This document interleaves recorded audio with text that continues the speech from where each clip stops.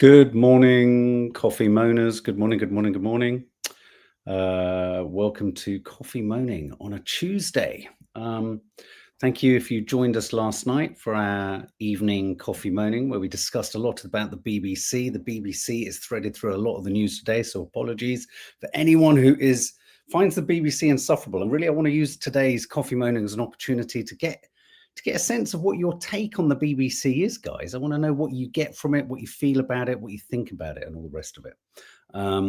Also, of course, it is Remembrance Day today, and we will make sure that we're out of here by 11 o'clock for the minute or 2 minutes silence to remember those who have fought in all conflicts. My mum has a capacity to ring always right at the point that I go live. So hang on, just bear with me one sec. I've just got to turn that off. So good morning, everyone.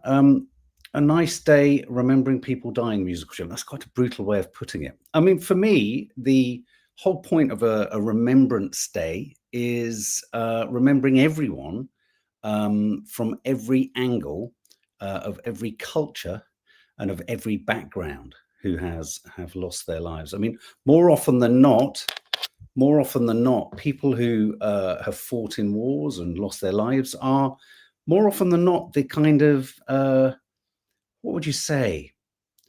They're kind of being, I don't want to make this sound like no one's done it without any sort of foreknowledge, but more often than not, they've done it for other people.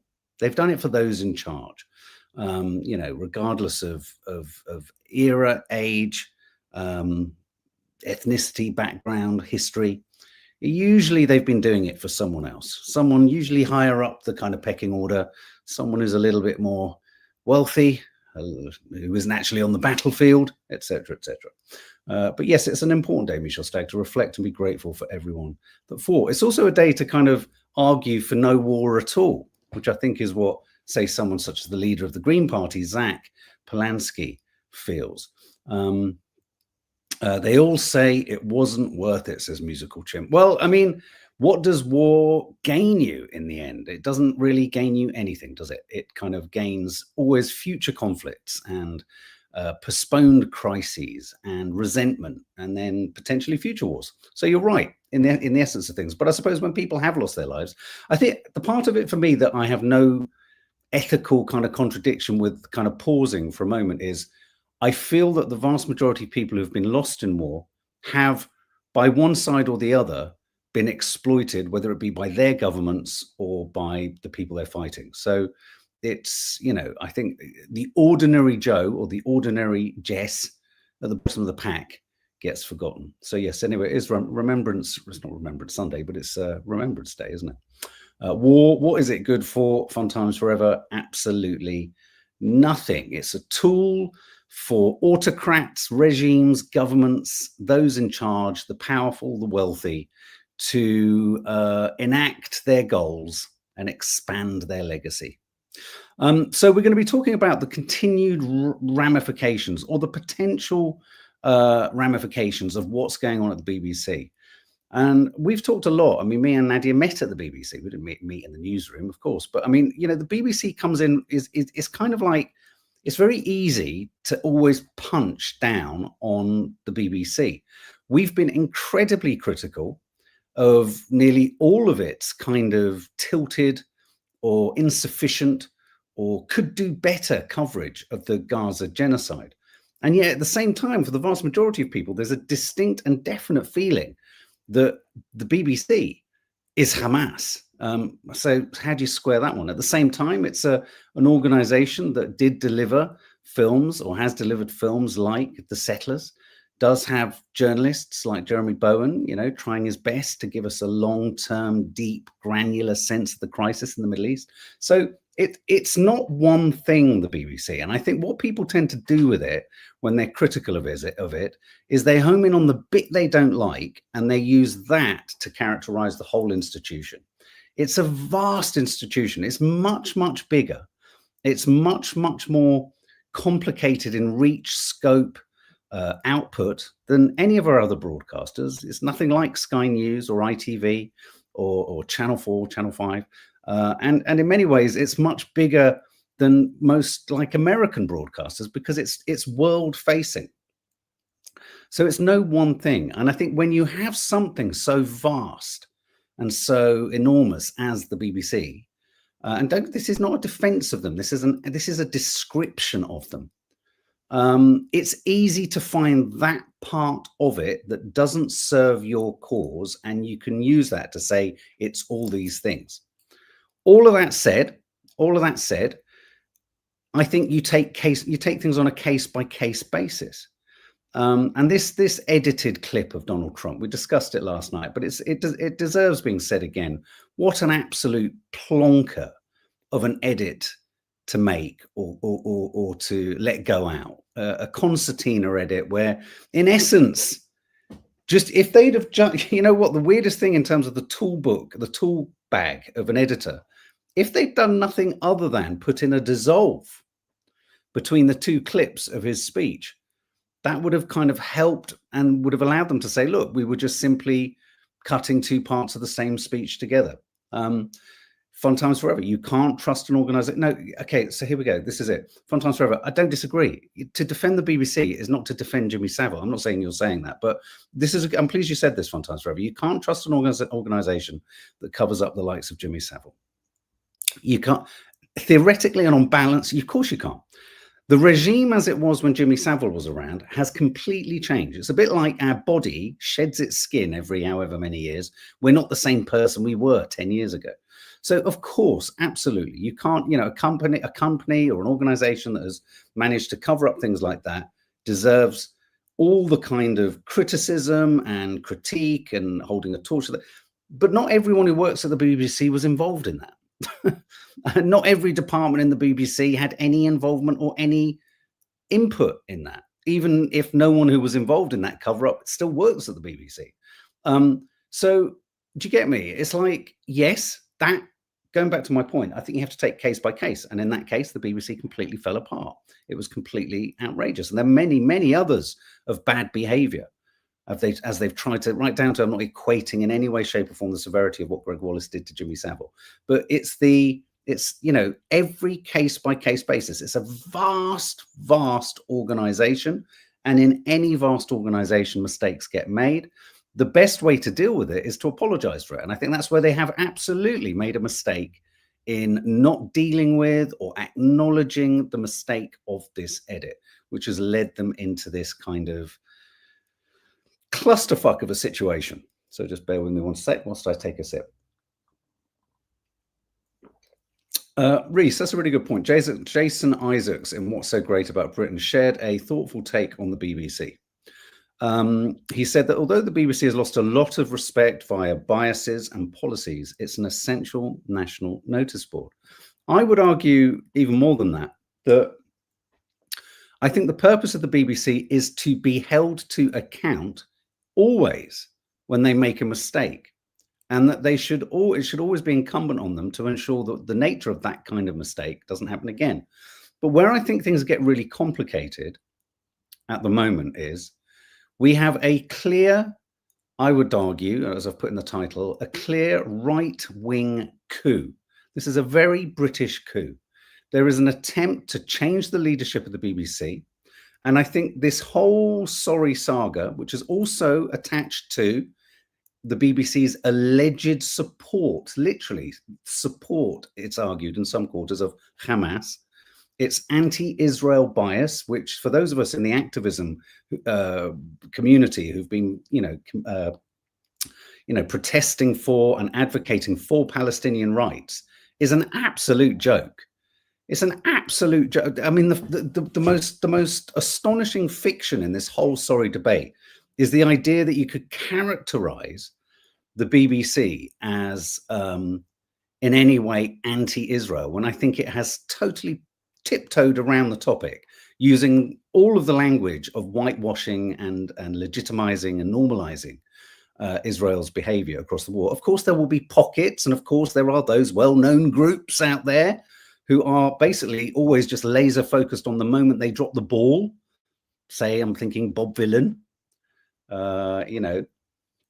but we have a guy, Robbie Gibb. Thank you for naming him. Hutchie boy. I've got a photo of him here. Don't worry. Robbie Gibb is one of the board members. He was instrumental in a huge buying in a group of people buying and taking ownership of the Jewish Chronicle. He was installed in place on the BBC Board of Governors by Boris Johnson, and he is, and him and alongside a couple of others on the board, are very much maneuvering within the BBC. And I would liken what's happening in the BBC at the moment, and what will happen as a consequence of this coup, is going to be identical to what happened with the Labour Party with the Corbyn anti-Semitism row. It's a false narrative. A robust leader of the BBC would say that as a multifaceted, multi-outward looking news gathering, entertainment providing organization, there will be times where it's felt the bias leans potentially one way and potentially the other. And this is something I say a lot to people who are on, if you like, our side of activism activists for Palestine. You've kind of sometimes got to just tolerate that, yeah, they get it wrong again in the opposite direction. If you can get then, through an organization like the BBC, a documentary like The Settlers to land. It's horses for courses. And I think that is the BBC then reflects in those biases, but the bigger argument is, where is the strongest bias? But those biases speak to the population that it reflects and also, broadcasts to. So the long and the short of it is, I think what's happening now, what we're in the middle of right now, and we have to be careful, regardless of your intolerance of the BBC, regardless of whether you think, oh, I saw someone posted a comment under yesterday's Coffee Moaning saying the BBC is a propaganda tool for the state. That's well, on the one hand it is, but if it was a propaganda tool for the state, the Telegraph, the Mail, the Sky, Rupert Murdoch's empire, all the right-wing media wouldn't be so desperate to chip away at the way in which it's funded, to chip away at the legitimacy of the license fee, to forever kind of throw a spotlight on when mistakes like this. The BBC is held to a much higher standard because of the license fee. It's essentially a levy, a tax, isn't it, on the British public to fund it. And so it has recognizably, it has a bigger responsibility to make sure it kind of ticks all the boxes correctly. But what we are in the foothills of now, and we all need to absolutely be mindful of this. Here we go. Look, Edward Bovington, BBC are corrupt. BBC apologists trying damage control so bad on TV today. Oh God, how can we have it both ways? If the BBC is so corrupt, why do so many people feel that it only trots out, say, for example, the Israeli narrative on things? If it's so corrupt, how can the broadcaster deliver a documentary like The Settlers by Louis Theroux? Insofar as it's a tool of the state, if it was such a successful tool of the state, the right-wing media wouldn't literally, as they are right now, be frothing at the gills with and smelling, with the scent of blood in their nostrils, if they didn't think, we can get in there.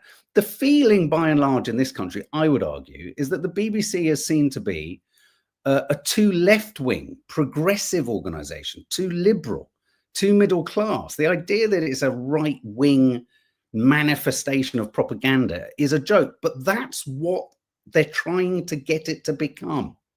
Farage yesterday stated that if he were to win, the election, and he's projected to win, he would make sure that the license terms of the BBC meant it would only do entertainment, which means what? All of our televisual news gathering pivots to what? Sky, GB News, Talk TV, ITV News. I think of all the organizations, whether you like it or not, the BBC is not a right-wing puppet, though there are right-wing aspects in it. It's dropped the ball, I feel, from a Palestinian side of things regarding the genocide in Gaza. They've pulled their punches, and that's because they are engaged in and they are fearful of exactly the same spurious kind of witch huntery manipulation that managed to remove Jeremy Corbyn from the Labour Party and make Labour such a basically gimp to the Zionist Israeli mission, the American mission. You know, the Labour Party has been neutered. The Labour Party has been totally hijacked by this spurious idea that any criticism of Israel, and we're going to talk a little bit more about that with Lisa Nandy and the Israeli football hooligans, that any criticism is anti-Semitic. So all I would say to you is, regardless of whether you feel it's a propaganda machine that spills lies, it's corrupt, it's all these things. I'm not saying there hasn't been corruption. I'm not saying it hasn't lied. I agree. As I've just said, I don't think it's covered. I'm saying this as someone who thinks the BBC has dropped the ball when it comes to the Palestinian side of things. But rest assured, if you and any of us here now all sort of chomping at the bit, and I say it to people, I said it to Dina before, you know, if we all just kind of run around going, yeah, the BBC needs to be doing, you will rue the day that regardless of its shortfallings or shortcomings, this broadcaster loses its guts or ability to try and be neutral and impartial, though it doesn't succeed. We will really, really rue. It's worrisome. Now, absolutely, Mark Andresen. And I'm going to talk about that. I've got a clip of Rafi Berg, the Zionist news editor, of their online news output, which explains something. So this is a classic example. I entirely agree with the fact that their online news editor is a Zionist supporter, empathizer of Mossad, and I've got a clip to prove it. But this is my point. This is my point, and I thank you for sharing that and well, not reminding me, because I was going to show it. But in that point, I have huge issues with the BBC about that, massive issues. You know, that's compromised the online delivery of news about Gaza. But I'm telling you still, if we all jump on the bandwagon and say, smash the BBC, I promise you, none of the other news gathering outlets that deliver linear televisual news are in any way more trustworthy. To remove the idea, and this is important, the idea of the BBC is different to the reality. But if you allow these right-wing stooges, these right-wing influencers, these Zionist sympathizing members of the Board of Governors to get their way, to make the BBC forever kind of double check its steps, which it's done, and it's kind of scared of its own shadow. That's what we've got here, a broadcaster scared of its own shadow, making huge, scoring huge own goals with the clip of Trump. It's like head in hand moment. But be careful what you wish for, because whoever comes in to restructure, to reformat, to rebuild, to re-streamline the BBC, just if you're frustrated with what's happened to the Labour Party, the same will happen to the BBC. I guarantee it. It's kind of already happening. And I think the coverage of Gaza is proof that the BBC is running scared from the establishment, which leans into the argument that it's a propaganda machine, but it's under enormous duress and pressure. It's enormous pressure. BBC is politically owned and controlled. Is Sky News not politically owned or controlled by Rupert Murdoch? Isn't ITN News controlled by relatives of and families of the Daily Mail? No, not a mainstream man. You get your independent news everywhere else. But when it comes to the mainstream media, you will all rue the day that the BBC just completely fucking collapses. I promise you. I promise you. Because, for as few of those, journalists that are in there, trying to do, genuinely impartial kind of coverage, trying to make documentaries like The Settlers, people like Jeremy Bowen, the idea that all these other news, when it comes to the mainstream media, most mainstream media is compromised. The BBC was born out of a concept that it wouldn't have any kind of political interference. It's now trying to second guess politics all the time. And that has fundamentally compromised the BBC. And we are in a twilight era where now all of the right-wing media, the mainstream media, we're only talking about the mainstream media. We're not talking about, Christ almighty, we look for most of our news to alternative sources, but it's in the news. It's in the news, the BBC. And so what I would argue you're seeing right now is a right-wing coup, as I've put in the title, and we are watching, and I can guarantee this and predict this 100%. These are the death throes of whatever vestiges were left, and they were only vestiges of the idea of the BBC. Because now, with Tim Davie leaving, with all this happening, with all this kerfuffle, the BBC is going to fall into exactly the same trap as the Labour Party did, which is in an over attempt to prove its credentials, let's say just on the Israeli front, to overprove it's not anti-Semitic. That age-old conflation of criticism of Israel will be criticism of Jewish people will once again, we're at end of days. We're at end of days. But I'm just saying it's a huge loss. For all of its faults, the idea behind the BBC was a sound one.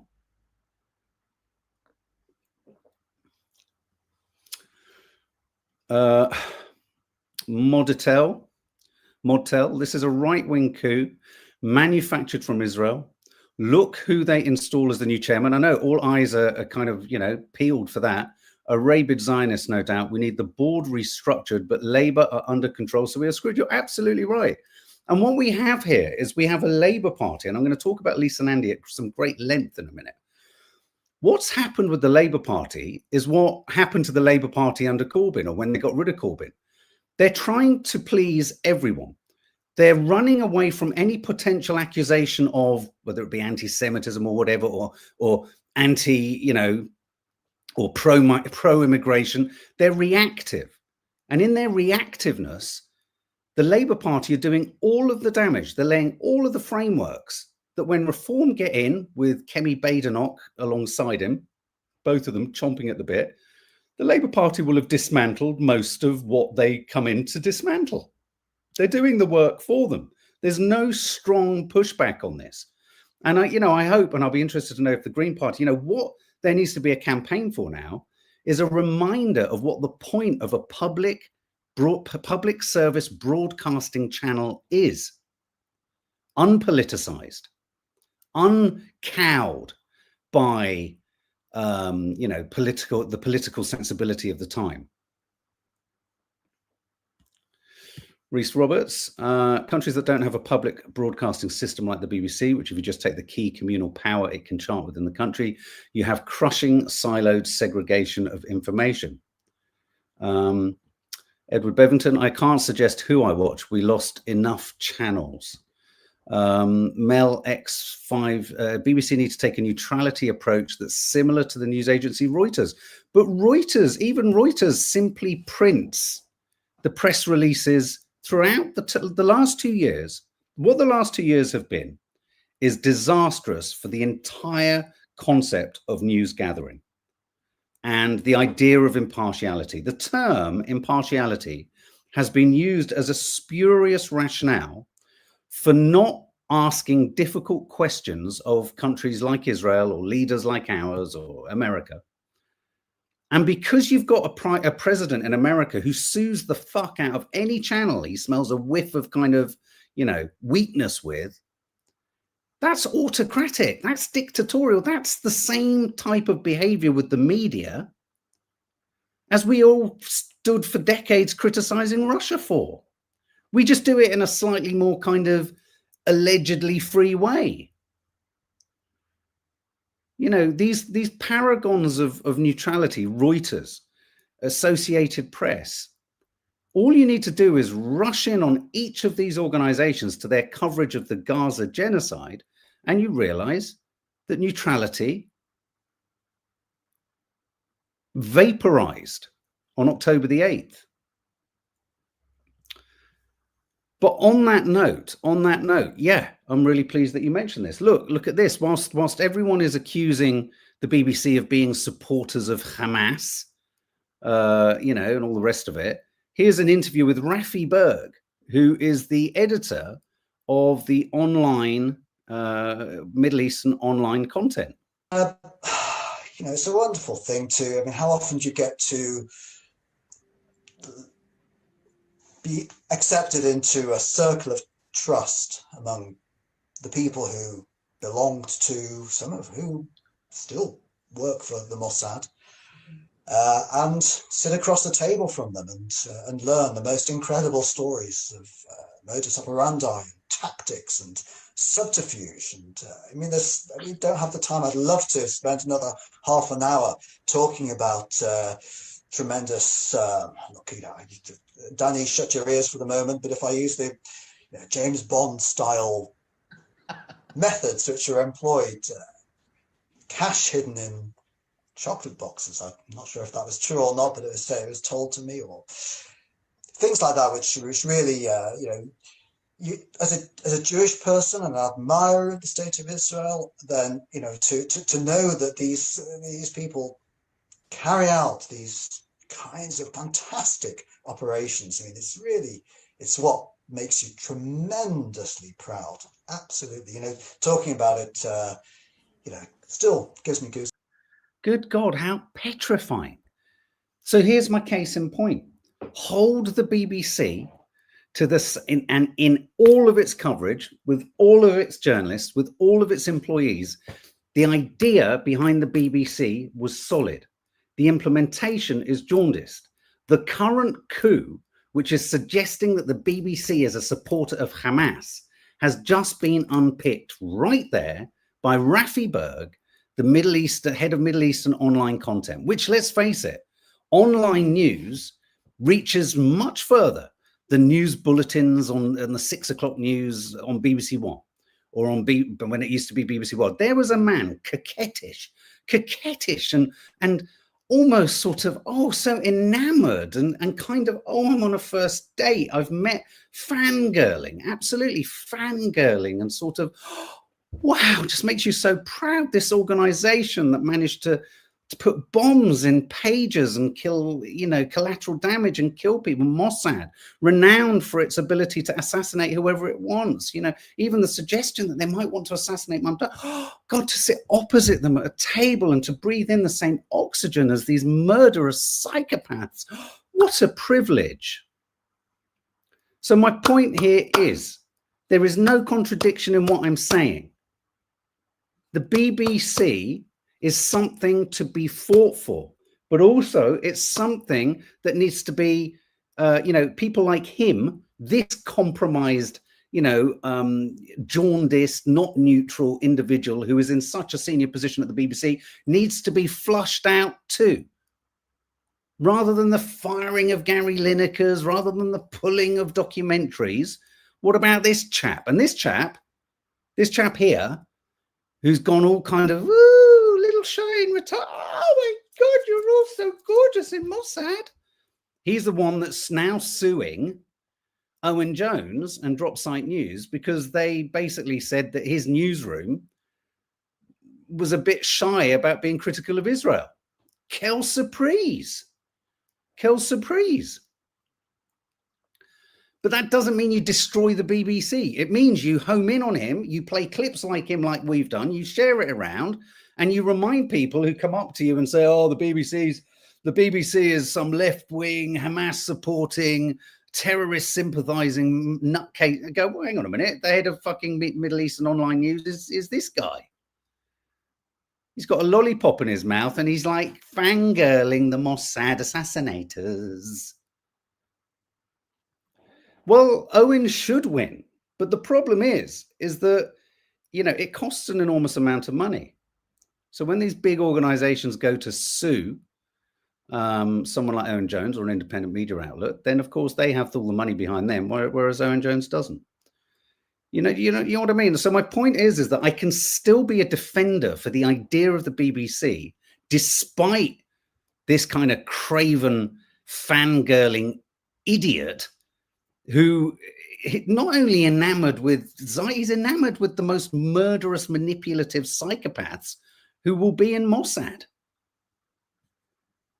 Oh, so let's just go to who is this chap? So BBC board member with Tory links led charge in systemic bias claims, say insiders at the BBC. I mean, I personally think one of the things, here's the danger. If all the journalists that feel that this is all wrong, what's going on at the BBC, were to walk, The BBC would let them walk. They would walk, and then you wouldn't have them in the system being able to do the journalism, hopefully, that maybe kind of trickles through. Imagine removing all the journalists that are checks and balance against the BBC being even more of a, a kind of just a sort of outlet for, Israeli propaganda, if you like. I mean, one can only hope and trust that all those journalists in there who are not like that are kind of countering the likes of Rafi Berg.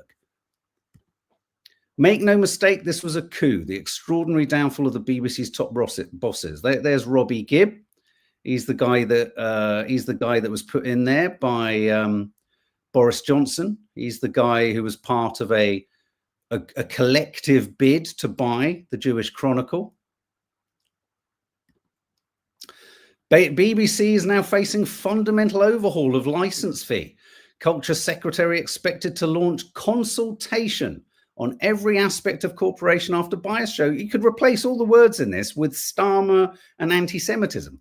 So the Labour Party, out of fear, because we're such sixth formers and we've got the keys of power, we don't really know what we're doing, are going to do half the work for all of those who've committed the coup. They'll go in and they'll be like, oh, right, well, we need to notionally do this. Any sign of criticism of Israel, get rid of. But what about Rafi Berg? Come on, everyone needs to say, what about this guy? Is he all right? Oh, yeah, of course he is, because he's supportive of Israel. So here we have Lisa Nandy, who once again, this woman, Lisa Nandy, needs to resign now. She completely lied, and I'm going to show you two clips now.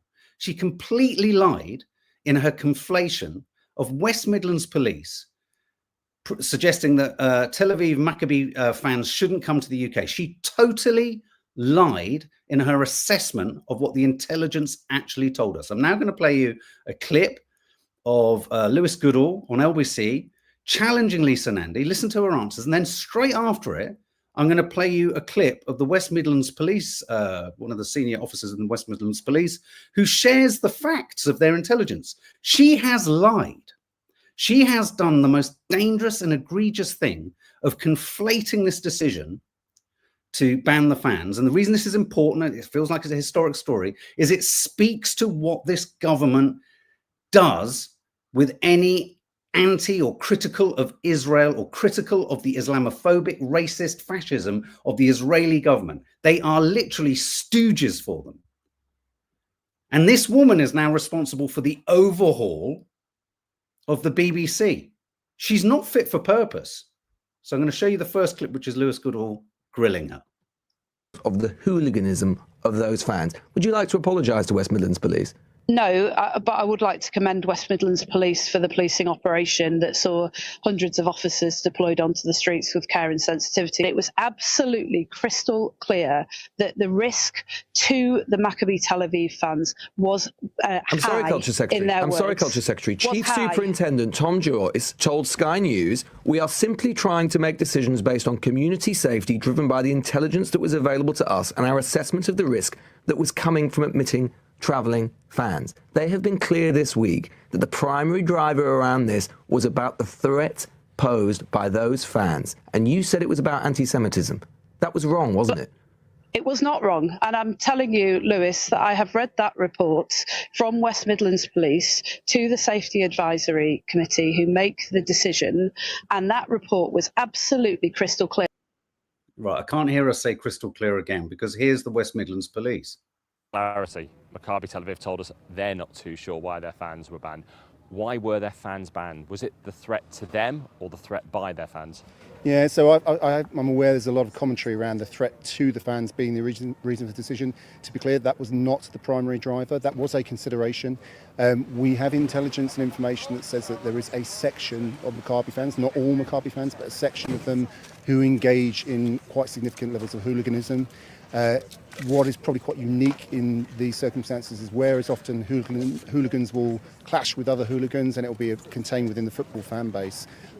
We've had examples where a section of Maccabi fans were targeting people not involved in football matches, and certainly we had an incident in Amsterdam last year which has informed some of our decision making. So it is exclusively a decision we made on the basis of the behaviour of a subsection of Maccabi fans, but all the reaction that could occur obviously form part of that as well. Pretty damn clear. She was also the same person who drew a connection alongside Shabana Mahmood between the deranged anti-Semitic attack in Manchester and then conflating it with all of the peace protests and all of the protests for Palestine. She has shockingly lied and manipulated the intelligence and conflated things in such a dangerous fashion that her now being responsible for the mop-up of the BBC strikes me as absolutely shocking. She is compromised, she is complicit, she has lied, and she should be fired. She should leave. She should be forced to make a public apology or statement to the House of Commons. It's just outrageous that she gets away with this. And because she's trying to please, you know, the Labour Party trying to please everyone. And in their attempt to try and please everyone, they're completely destroying any sense of ethics or values or morals, so that when the next fucking bunch of hooligans, the reform hooligans, come in, half the work's been done. It's all been normalized. Oh, and let's just remind ourselves of what country Lisa Nandy is protecting in her jaundiced uselessness. A country in which the security minister runs around the Knesset handing out sweets when they vote to execute Palestinian prisoners. There he is. Ben-Gvir passing sweets to Knesset members after the first reading for the new law to execute Palestinian prisoners for the truth. Handing out sweets. Handing out sweets.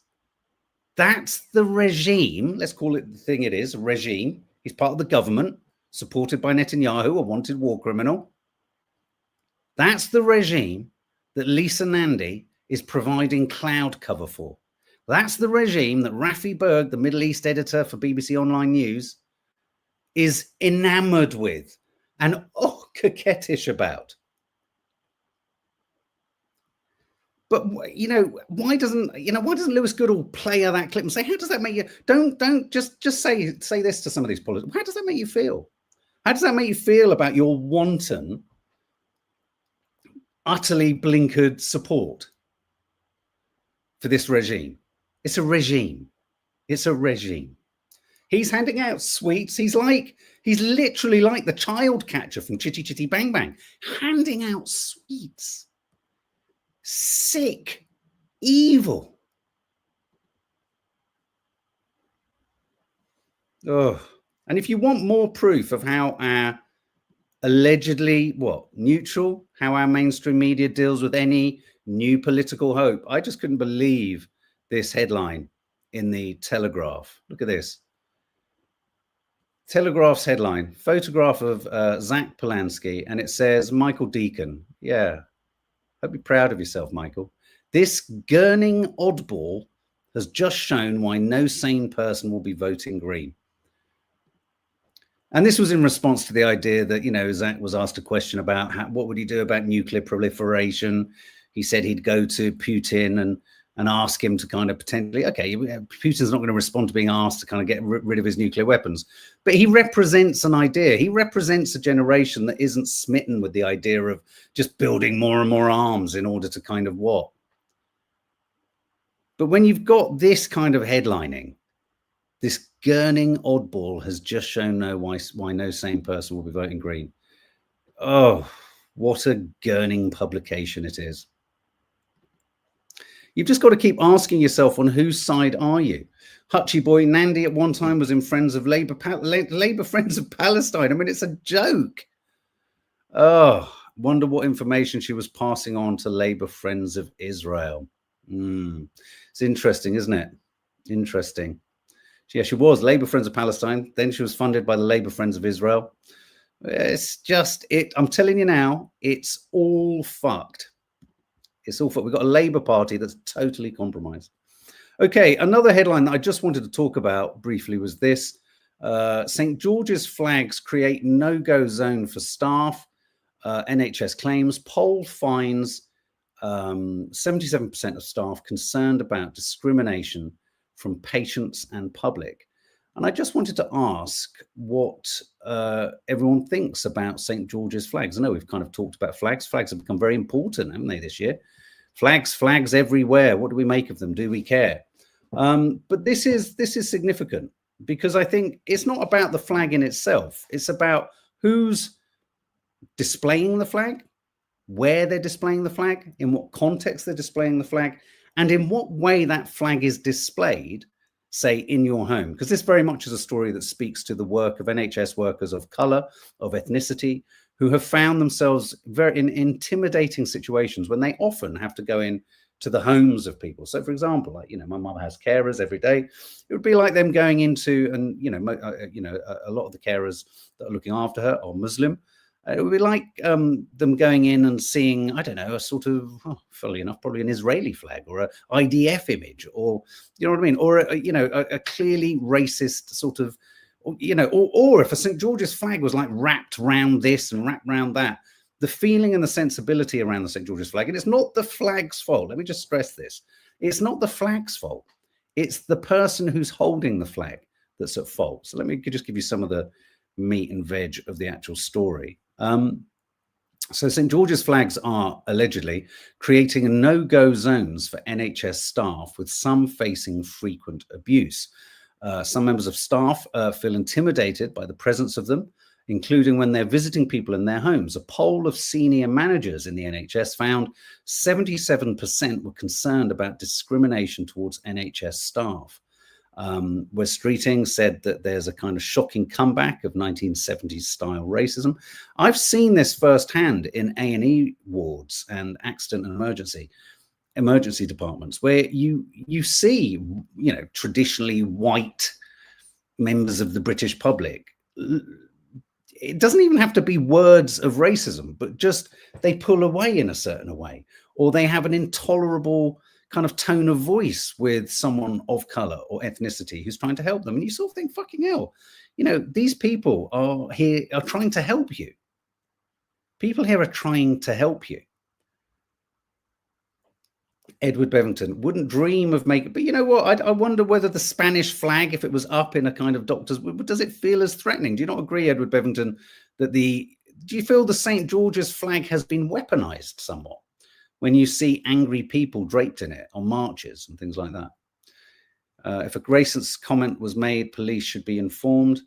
We aren't allowed to visibly support Murder, She Wrote, Palestine, and watermelon badges banned at St. George's University as the campus is in the hospital. Unbelievable. I'm against flags being flown unless it's for special events, says Musical Chimp. The underneath scorned looks are at an all-time high.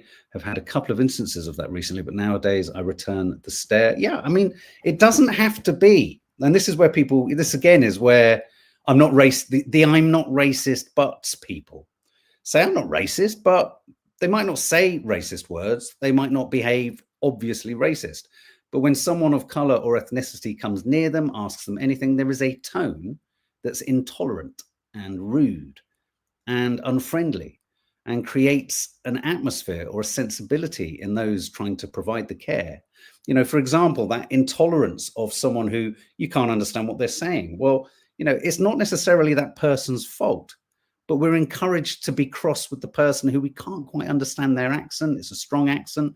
It's not their fault that they have been put in a position of responsibility due to their expertise, and that perhaps their language skills or their pronunciation isn't as understandable because actually there was no one else available, or there was no one else who was equally qualified, who was British and white and coherent enough for a white kind of patient. You've got to kind of pause and not take it out on the person at hand. And I just thought this was really sad, this story. I thought it was a real kind of it's another stain on us. The NHS would completely fall apart without ethnic minorities and its diverse workforce. And yet everyone probably in the NHS, 77%, feel somehow judged or marginalized or threatened. It's just, what's wrong with us? What gives us this big fucking exceptionalist chest? We deserve everything. We're brilliant. Don't get in the way of us Brits. We're Brits. What is that all about? What is that about? What is attractive about that? It's just ridiculous. So on that note, we're going to end on just a very sweet moment. This was a young girl who ran up to Cynthia Erivo. I can't work out whether it was a premiere or not. Anyway, it's doing the rounds. It's gone viral. A young girl who lives her life. I don't know the characters from Wicked. I know the second Wicked film the premiere has happened. It's due soon. We'll be seeing it. Quite enjoyed the first one. But this clip is incredibly sweet. And I thought the way Cynthia Erivo deals with this young girl is so charming. Young girl Bella running up to the stage. Cynthia Erivo gets up.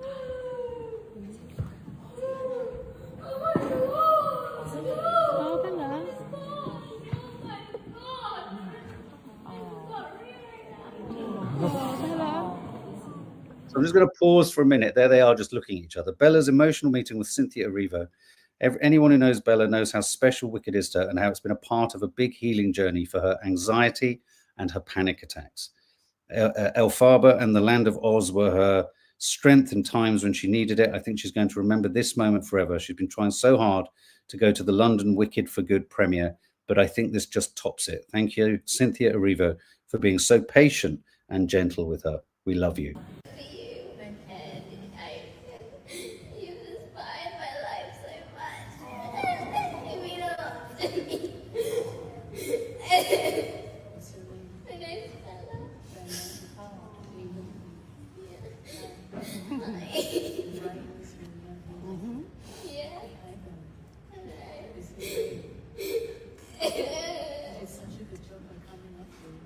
Oh. Very brave of you, she says.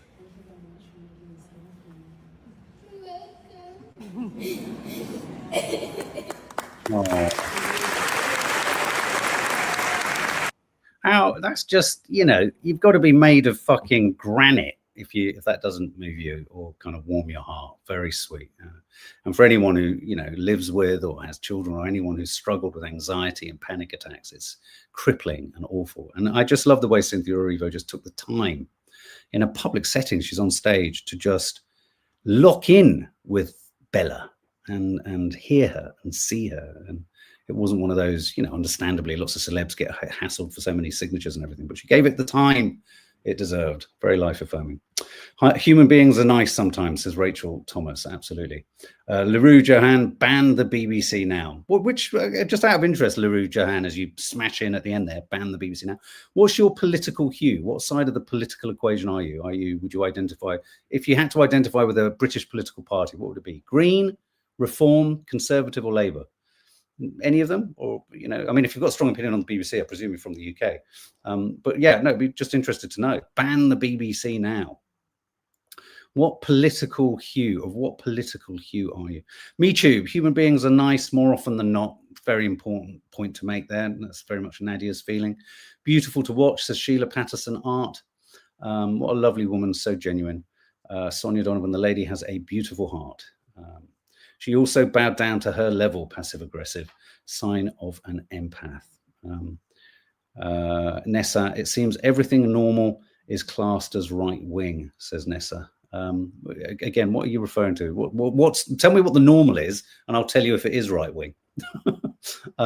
It's quite clear often, racism and fascism is far right. LaRue Johan, do away with National Broadcasting Corporation. So just allow privately owned, wealthy, oligarchy, billionaire type media tycoons to run channels. Is that, I presume, LaRue Johan? But still, again, maybe share with us what your political persuasion is. And Coral Roberts, Mark, of course, happy birthday to lovely Coral. Happy birthday to you, my darling. And I hope you have a lovely day, and I hope Reese treats you beautifully and indulges you and spoils you. Normal is just a state of mind, says Michu. Bede ALA, I'm politically homeless, and I wouldn't necessarily say ban the BBC, but I would ban the BBC license fee. I think that's a different question. Look, lots of happy birthdays coming in for Reese's mum here. I think I think the funding of the BBC is something up for questioning, absolutely. But yes, the far right would love to ban all public broadcasting. Well, it strikes me that the reason the right don't like public broadcasting is because they don't simply spout out right-wing propaganda, which is the irony of the BBC, because everyone's trying to force the BBC to become a right-wing propaganda machine. And unfortunately, I would say in a lot of its coverage, not all, but in a lot of its coverage of Israel and Gaza, it's proved the point. The BBC needs careful nurturing for sure. It really does. Anyway, there you go, guys. Have a good day. Something else will be landing. Do check out the increasingly silly frippery of Vlogmas stuff landing on the channel. How to Stay Married is landing at tea time today. It's a very important one, actually, in which I say to Nads, I'm worried about you, actually, Barley McGrew. So have a good day, guys. Lots of love and speak soon.